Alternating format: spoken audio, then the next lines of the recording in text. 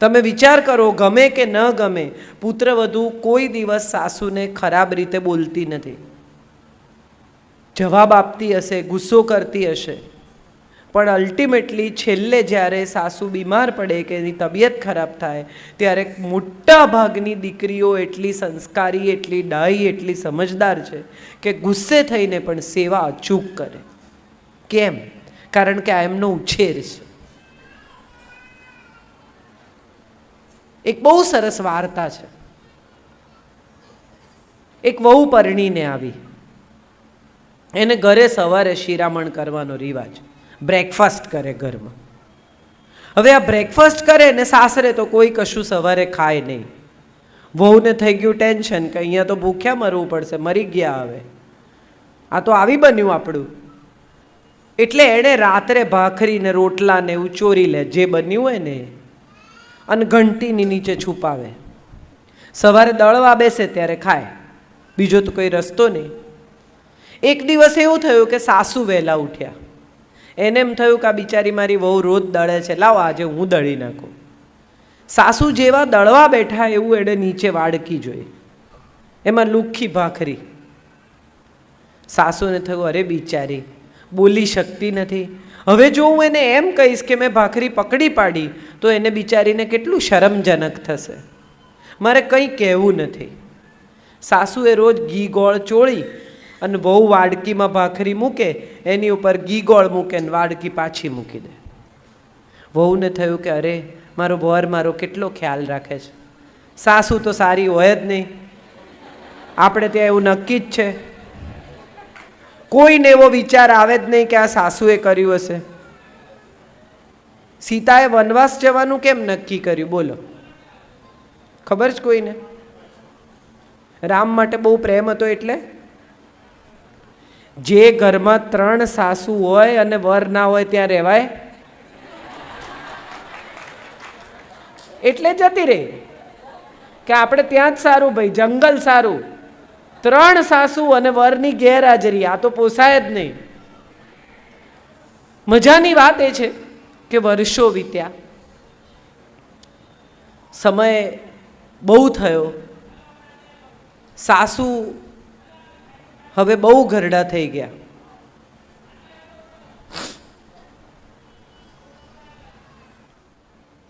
એટલે હવે વહુને ઘેર વહુ આવી. એટલે વહુએ આવી, વહુ પરણીને 2-4 દિવસ ગયા, સાસુની આંખો ઝાંખી થઈ ગઈ છે, કમર વળી ગઈ છે, બિચારા ઘરડા થઈ ગયા છે. સાસુએ પૂછ્યું કે હે કેવી છે તારી વહુ? એટલે હવે જે સાસુ થઈ ગઈ છે એ વહુએ કહ્યું કે બા આમ સારી છે પણ કામકાજે મોળી છે. એટલે સાસુએ કહ્યું કે ગોળ નાખ તો ગળી થશે, મેં બહુ વરસ નાખ્યો છે. સંબંધોમાં પણ ગોળ નાખવો પડે. બધા સંબંધ રેડી આપણને ના મળે મીઠા, આપણે ગોળ નાખીએ તો સંબંધ મીઠો થાય. આપણી તો અત્યારે અપેક્ષા શું છે? બધું રેડીમેડ, પેકેટ ખોલો, ચટણીમાં પાણી નાખો, હલાવો, ચટણી રેડી. પણ આ સંબંધ છે, આ ચટણી નથી. કેટલી બધી પત્નીઓને હું એવી ઓળખું છું કે જે કમ્પ્લેન કરે, એમને શું, એ તો સવારે જતા રહે, શાંતિથી આવે, એમને કંઈ જવાબદારી નહીં, આ તો બધું આપણે કરવાનું, વૈતરું મારે કરવાનું. 50 વર્ષની થાય ને એટલે બધી જ સ્ત્રીઓ ફરિયાદ કરે, મેં આખી જિંદગી વૈતરું કર્યું, મેં આખી જિંદગી મહેનત કરી, મેં આખી જિંદગી તમને સાચવ્યા, મેં આખી જિંદગી આમ કર્યું. મારે બહેનોને પૂછવું છે કે તમે કોઈ દિવસ આખી જિંદગીમાં તમારા પતિને એવું કહેતા સાંભળ્યા કે મારે હવે કામ નથી કરવું, મેં આખી જિંદગી તમારા માટે વૈતરું કર્યું? કોઈ દિવસ કોઈ ઘરવાળાએ, કોઈ પિતાએ, કોઈ પતિએ, કોઈ ભાઈએ, કોઈ દીકરાએ એવું કીધું છે કે બસ હવે હું વૈતરું નહીં કરું? હા કે ના? તો આપણે શેની ફરિયાદ કરીએ છીએ? બધી બહેનો ફરિયાદ કરે વુમન એમ્પાવરમેન્ટ. આજકાલ તો સ્ત્રી સશક્તિકરણ બહુ ચાલ્યું છે. હું તો એમ માનું છું કે સ્ત્રી પહેલેથી શક્તિશાળી જ છે. દેવો જેની પાસે પૈસા માટે લક્ષ્મી પાસે જાય, વિદ્યા માટે સરસ્વતી પાસે જાય અને આયુધ માટે કાલી પાસે જાય, જેને દેવ નમે છે, એનાથી વધારે શક્તિ તો ક્યાંથી લાવશો બોલો? ભગવાને કેમ એવું પસંદ કર્યું કે સ્ત્રી જ માં બને? બેમાંથી કોઈ બી ચોઈસ થઈ શકતી હતી ને? જ્યારે એણે સર્જન કર્યું હશે ત્યારે એણે વિચાર નહીં કર્યો કે આ બેમાંથી કોને માં બનાવવું. માનસ જાત ચાલતી રહે એ માટે મારે બેમાંથી એક જાતિ પસંદ કરવાની છે. એણે કેમ બહેનોને પસંદ કરી? એણે કેમ સ્ત્રીને પસંદ કરી? એવો વિચાર કોઈને કદી આવ્યો? સ્ત્રી પાસે અદ્ભુત શક્તિ છે અને એ છે માફ કરવાની શક્તિ. તમે જુઓ, જેટલી જેટલી આપનારા તત્વો છે ને, જે આપે છે એ બધા તત્વો સ્ત્રી છે. નદી, હવા, પૃથ્વી, ગાય, આ જેનું પણ તમે નામ લો એ બધી સ્ત્રી તત્વ છે. અગ્નિ કેવી નથી હોતી, અગ્નિ કેવો હોય છે, પણ પૃથ્વી કેવી હોય છે. આટલા લોકો એના પર વજન મૂકે, આટલા લોકો મકાનો બાંધે, આટલા વિમાનો ટેક ઓફ કરે, આટલા વિમાનો ઉતરે, આટલા લોકો ચાસ પાડીને એની છાતી ઉપર આટલા હળ ચલાવે. એ શું કરે છે? એ તો સામે પાછું જ આપે છે. હું ઘણીવાર આ વાત કરું છું કે સ્ત્રીઓ છે ને, એને તમે એક સ્પર્મ આપો ને, એક પુરુષ બીજ, તો એમાંથી આખું બાળક બનાવી આપે. એને તમે અનાજ આપો ને, એમાંથી ભોજન બનાવી આપે. તમે એને મકાન આપો, એમાંથી ઘર બનાવે. તમે એને એક નાનકડો પતિ આપો, એમાંથી પરિવાર બનાવે. સ્ત્રી કેટલું કરી શકે? આ મોદી સાહેબે મજા શું કરાવી એ તો આપણને બધાને ખબર જ છે. સંબંધો બહુ સુધરી ગયા ઘરોમાં.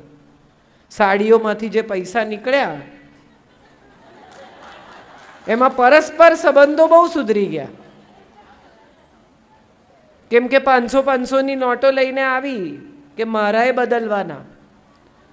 ક્યાંથી આવ્યા એ કહેવું પડે. મજાની વાત એ છે કે સ્ત્રી પાસે આ જન્મજાત તાકાત છે. આ નાનકડી દીકરી બેઠી છે, એને તમે ડીંગલી આપો, એને શીખવવું નહીં પડે માં કેવી રીતે બનવાનું. કેટલું સરસ સુવડાવે ને, ઉઠાડે ને, રમાડે ને, ઓઢાડે. અને એક દીકરો અહીંયા હમણાં આવ્યો ને ઉપાડી ગયા, એને તમે આપો ડીંગલી, હાથ છૂટો પાડે ને, પછી પગ છૂટો પાડે ને, વાળ કાપી જુએ. આ બે જુદા તત્વો જ છે.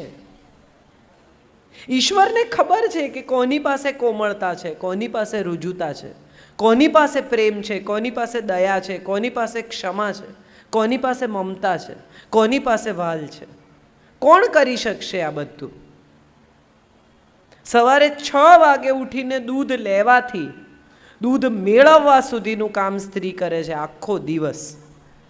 અને ક્યાંય તમે જુઓ એકે જગ્યાએ ચાલશે એવો શબ્દ મેં નથી સાંભળ્યો. ઘરમાં 2 લોકો જુદા શાક ખાતા હોય ને તો વિચાર કરે કે ના ના પછી નહીં ખાય ને, લાવ બનાવી નાખો. તાવ હોય ને તોય ઊભી થઈને ઘરના લોકો માટે રસોઈ કરે. કેમ? કારણ કે સ્ત્રી જન્મજાત માં છે. ઋગ્વેદનો એક શ્લોક છે. આપણા 4 વેદો છે, અથર્વ, ઋગ્વેદ, સામવેદ, યજુર્વેદ. આમાં ઋગ્વેદનો એક શ્લોક છે. નવવધુ જ્યારે નવી સ્ત્રી, નવી છોકરી પરણીને આવે ત્યારે એને આશીર્વાદ આપે છે અને એમ કહે છે કે તને 10 પુત્રો થાવ અને પતિ તારો 11મો પુત્ર બની રહો.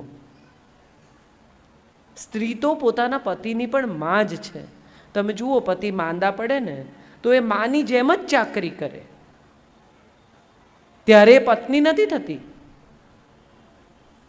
આટલા બધા ગુણો આપણામાં છે, તેમ છતાં આપણને શું રોકે છે સફળ થતા? એવો વિચાર કદી કોઈ સ્ત્રીએ કર્યો? હમણાં જોની લીવરનો એક કાર્યક્રમ હું સાંભળવા ગઈ હતી. જોની સાહેબ બહુ ઇન્ટરેસ્ટિંગ છે.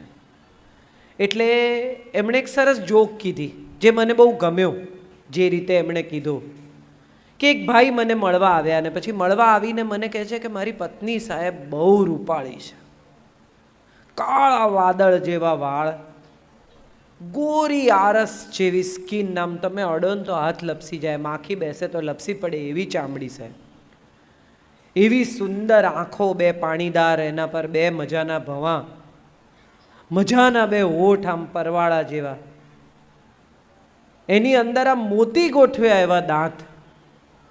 પણ સાહેબ એક વાત કહું, આ દાંતના જે મોતી ગોઠવ્યા ને એની પાછળ જીભ આપીને ભગવાને સત્યાનાશ કર્યું. ત્યાં સુધી કોઈ પ્રોબ્લેમ જ નહોતો, બાકી બધું કરેક્ટ જ હતું, વાંધો ક્યાં પડ્યો? સ્ત્રીઓનો સૌથી મોટો પ્રોબ્લેમ એ છે કે જ્યાં બોલવાનું છે ને ત્યાં બોલતી નથી, અને જ્યાં ખરેખર મૌન રહેવાનું છે ને ત્યાં બોલ્યા વિના એમને ચાલતું નથી. અને આ હું સ્ત્રી થઈને કહું છું, તમે પણ તમારી જાતને બહુ શાંતિથી, બહુ ધીરજથી એકવાર તપાસી જોજો. એકવાર મુલ્લા નસીરુદ્દીન, રજનીશજી મુલ્લા નસીરુદ્દીનના જોક બહુ કહે, મને બહુ ગમે છે મુલ્લા નસીરુદ્દીન. એકવાર મુલ્લા નસીરુદ્દીનને એમના બહુ બે જણા લડે. સવારના 10 વાગ્યાનું લડવાનું શરૂ કરેલું તે રાતે 10 વાગ્યા સુધી લડ્યા. પડોશીઓ થાકી ગયા કે હવે તો સુવા દો ભાઈ સાહેબ, રાડા રાડ, ગાળા ગાળ, બૂમા બૂમ, વાસણ ફેંકે. એટલે એક પડોશીએ જઈને પૂછ્યું કે ઝઘડો શેમાંથી થયો?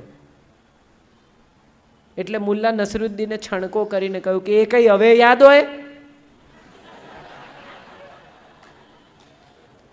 મૂળ વાત શું હતી એ તો તમે ભૂલી ગયા. તો જે વાત યાદ નથી રહેતી એના ઉપર તમે 12 કલાક લડી શકો, એ કઈ કેપેસિટી છે આપણી? એ જ 12 કલાક જિંદગીના ઉત્તમ કામમાં પણ વાપરી શકાય. હમણાં એક ફિટબિટ આવ્યું છે, ખબર હશે, આપણે કેટલું ચાલ્યા, શું કર્યું, કેટલી એક્સરસાઇઝ કરી, એ બધું જો તમે કાંડે બાંધી રાખો તો તમને કે ખરેખર છે ને એવું શબ્દોનું એક મીટર આવવું જોઈએ. કાંડે બાંધી દેવાનું તો ખબર પડે કે સાંજના છેડે આપણે કેટલો ફાલતુ બકવાસ કર્યો, વગર જરૂરનું કેટલું બોલ્યા. જ્યાં જરૂર નથી ત્યાં બોલીને આપણે કેટલી વાર બગાડીએ છીએ. અને બધી બહેનોને આ ખબર જ છે કે ઝઘડો થઈ ગયા પછી, બોલી નાખ્યા પછી, લડી નાખ્યા પછી, ગુસ્સો કરી નાખ્યા પછી આપણને એમ થાય કે ના બોલી હોત તો સારું થાત. કારણ કે આપણી અંદર પ્રેમ તો છે જ. અમે એક વર્કશોપ કરીએ છીએ, એ વર્કશોપમાં અમે સ્ટેજ ઉપર બોલાવીએ અને કહીએ કે તમારા જીવનસાથીના 5 ગુણો કહો. પુરુષો તો ફટાફટ કે બહુ સારી છે ને, બહુ આમ છે ને, મારા મા બાપને સાચવે છે ને, મને બહુ પ્રેમ કરે છે ને, મારા બધું ભોજનનું ધ્યાન રાખે. પછી બહેનોને બોલાવીએ એટલે બેન આવે, પછી કે સારા છે.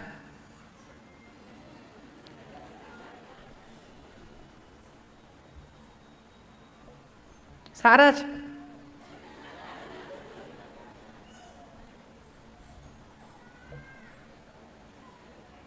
સારા છે. અને જો તમે 5 અવગુણ કોને સાહેબ, તો તમારે કહેવું પડે કે 5 થઈ ગયા, હવે બેસી જાઓ. વોટ્સએપ કર્યા કરે છે ને, મોડા આવે છે ને, એની મમ્મીનું જ સાંભળે છે ને, બહેનોની પાછળ પૈસા બગાડે છે ને, આમ કરે છે ને, તેમ કરે છે ને, છોકરાઓને ફટવે છે ને, દોસ્તો સિવાય કોઈ દેખાતું નથી ને. આ બધી ફરિયાદ સાંભળી લીધા પછી જો તમે એમ કહો કે બહુ તકલીફ છે, નહીં છૂટાછેડા જોઈએ છે કે ના, તો નથી જોઈતા છૂટાછેડા. તમને ગમે છે, તમે પ્રેમ કરો છો, તમારે એમની જોડે જ રહેવું છે, તો આટલી ફરિયાદ શું કામ કરો છો? સુખેથી રહો ને. આટલા વાંધા પાડીને શું ફાયદો? જે પતિ 3 બેડરૂમના ઘર બંધાવે છે એ પૂરા 3 દિવસની રજા લઈને ઘરમાં નથી રહેતા. જેના ઘરમાં 6 એસી છે એ 6 કલાકની પૂરી ઊંઘ નથી કરતા. કોના માટે? એના પરિવાર માટે. આપણને બહુ ફરિયાદો છે, ટાઈમ નથી આપતા, ટાઈમ નથી આપતા, ટાઈમ નથી આપતા. પણ ટાઈમ આપે ત્યારે આપણે શું કરીએ છીએ એ સવાલ બહુ મહત્વનો છે. દાખલા તરીકે કોઈ પતિ 4 વાગે ઘેર આવી જાય કે આજે અડધો દિવસ હું તારી સાથે રહેવાનો છું, તો આપણે પ્રેમથી, આનંદથી સારી વાતો કરી શકીએ છીએ? આપણે તો તરત ખોલીએ પોટલા. તમે તે દિવસે આમ કર્યું હતું ને ફલાણા દિવસે આમ કર્યું હતું ને આવે જ નહીં. બીજી વાર ખો ભૂલી જાય કે અડધા દિવસની રજા લેવી નહીં, આવી બનશે આપણું. આપણા ઘરો બધાના, હું પણ સામાન્ય ઘરમાં ઉછરી છું. મારા પપ્પા પત્રકાર હતા. કદી કોઈના બેઈમાનીના 1 રૂપિયો અમારા ઘરમાં નથી આવ્યો. મને એવું યાદ છે કે અમારા ઘરે મહેમાન આવે તો ઘણીવાર અમારા ઘરમાં ફરસાણ કે મીઠાઈ લાવવાના પૈસા ના હોય. મારી મમ્મી સાડીઓની વચ્ચેથી 15-20 રૂપિયા, ત્યારે તો એટલા પૈસામાં આવી જતા, કાઢે બિચારી અને મહેમાનને સરસ રીતે જમાડીને વિદાય કરે. પછી રડે કે મેં મારા માટે બચાવેલા પૈસા, મારે આમ કરવું હતું, મારે આઈબ્રો કરાવવી હતી, મારે અંદરના કપડાં લેવા હતા, એને માટે મેં બચાવેલા. પણ મને યાદ નથી કે કોઈ દિવસ એણે એમ કીધું હોય કે મારી પાસે નથી. હોય તો અચૂક કાઢે જ. તો એનો અર્થ એમ થયો, એવું કહી જ શકે ને કે મારી પાસે નથી, એવું કોઈ દિવસ કે નહીં. એટલે એનો અર્થ એમ થયો કે સ્ત્રીને એ જે કરે છે તે કરવું તો ગમે જ છે. તો તમને જે ગમે છે એ આનંદથી કરો, એને વિશે ફરિયાદ ન કરો. બહેનોમાં સૌથી મોટી પીડા શું છે ખબર છે? નેગેટિવિટી. આપણે બધા દરેક વાતમાં ખરાબ શું છે ને પહેલાં શોધી કાઢીએ. દરેક વાતમાં સારું શું છે એવું પણ શોધતા આપણને આવડવું જોઈએ.